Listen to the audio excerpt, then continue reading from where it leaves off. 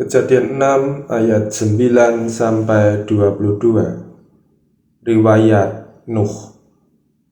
Inilah riwayat Nuh. Nuh adalah seorang yang benar dan tidak bercela di antara orang-orang sezamannya, dan Nuh itu hidup bergaul dengan Allah. Nuh memperanakkan 3 orang laki-laki, Sem, Ham, dan Yafet. Adapun bumi itu telah rusak di hadapan Allah dan penuh dengan kekerasan. Allah menilik bumi itu, dan sungguhlah rusak benar, sebab semua manusia menjalankan hidup yang rusak di bumi. Berfirmanlah Allah kepada Nuh, Aku telah memutuskan untuk mengakhiri hidup segala makhluk, sebab bumi telah penuh dengan kekerasan oleh mereka. Jadi aku akan memusnahkan mereka bersama-sama dengan bumi. Buatlah bagimu sebuah bahtera dari kayu gofir. Bahtera itu harus kau buat berpetak-petak, dan harus kau tutup dengan pangkal dari luar dan dari dalam.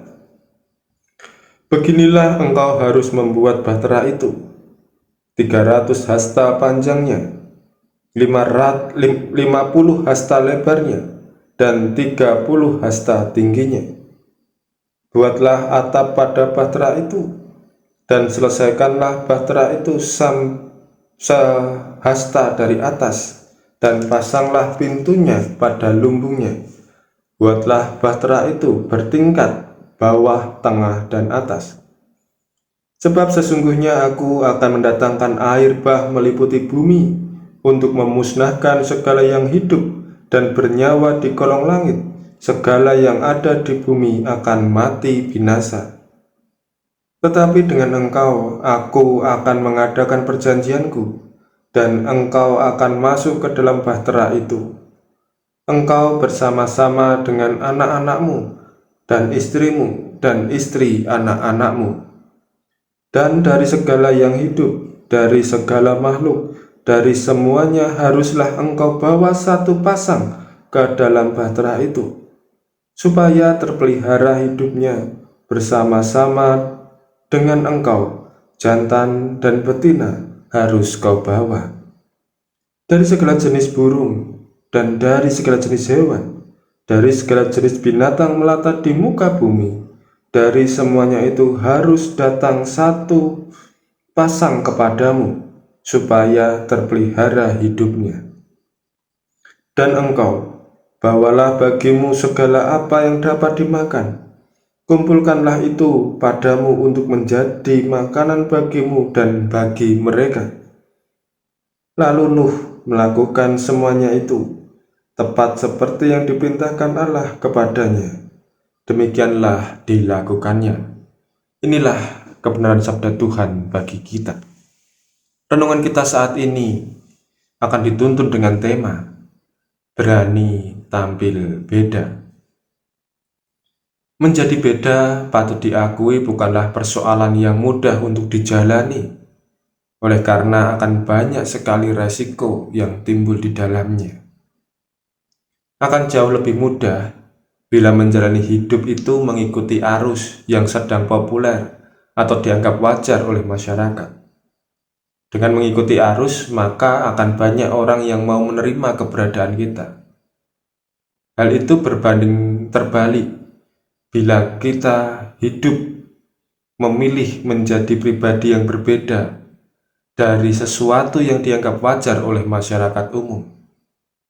Maka kehadiran perilaku, pola pikir kita akan dianggap aneh, dan mungkin olok-olok akan hadir bagi mereka yang berbeda. Hal yang paling parah tentu menjadi berbeda adalah ditolak oleh suatu komunitas atau masyarakat. Itu sangat dimungkinkan. Akan tetapi apakah kemudian kita akan menyalahkan masyarakat yang tidak mau menerima keberadaan kita ini?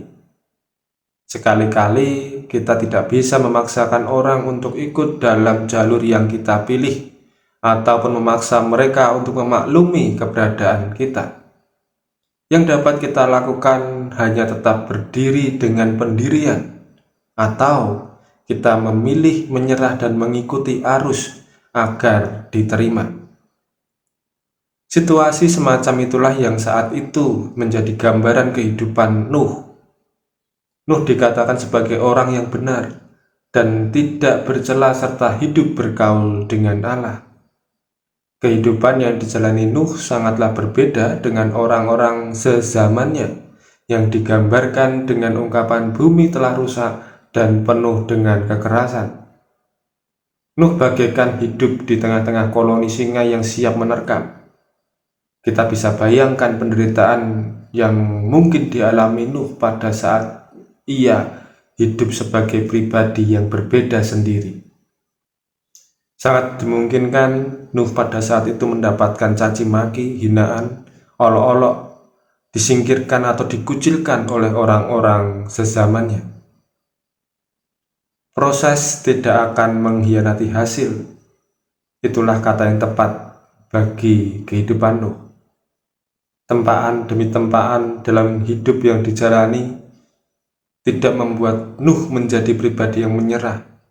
Namun Nuh berdiri teguh dalam iman dan kebenaran kepada Allah. Dari sinilah Allah mengadakan perjanjiannya dengan Nuh, yaitu bahwa Nuh dan keluarga beserta menantunya akan diselamatkan dalam peristiwa air bah. Ketaatan Nuh menyelamatkan seluruh anggota keluarganya. Kehidupan yang kita sedang jalani saat ini mungkin juga terasa bahwa dunia ini semakin menunjukkan kebobrokannya. Kebaikan dan ketaatan kepada ketentuan Tuhan akan dianggap sebagai keanehan. Sebaliknya, perilaku menentang firman Tuhan semakin dianggap wajar. Bukankah kita seringkali juga mewajarkan perselingkuhan, perceraian, korupsi, pembunuhan, perampokan, meninggalkan ibadah menjadi hal yang sudah dianggap wajar? Ini terjadi oleh karena hampir setiap hari kita melihat dalam media sosial, televisi, koran, selalu menyuguhkan kebobrokan manusia. Beberapa koruptor yang dulunya mahasiswa dengan sangat berani, sangat mantap menyuarakan anti korupsi, dan setelah menjabat kemudian justru mengikuti jejak sebagai koruptor. Apakah kemudian kita akan menyalahkan lingkungan atas keburukan yang kita lakukan dan seakan kita menjadi korban? Sekali lagi, kita tidak bisa memaksa lingkungan untuk mengikuti pendirian yang kita miliki. Namun kita berkuasa penuh atas hidup kita untuk memilih jalan mana yang akan kita lalui. Kita memiliki kuasa penuh pada diri kita untuk memilih tetap berpegang teguh, berpendirian, berjalan di dalam kebenaran Tuhan. Berani beda jangan hanya dalam hal penampilan untuk mencari popularitas, tapi beranikah kita berbeda untuk tetap berpegang teguh dalam iman dan ketaatan kepada Tuhan di tengah-tengah bobroknya dunia ini? Selamat menjadi berbeda dari dunia. Kiranya Tuhan menguatkan dan meneguhkan kita semua. Tuhan Yesus memberkati. Amin.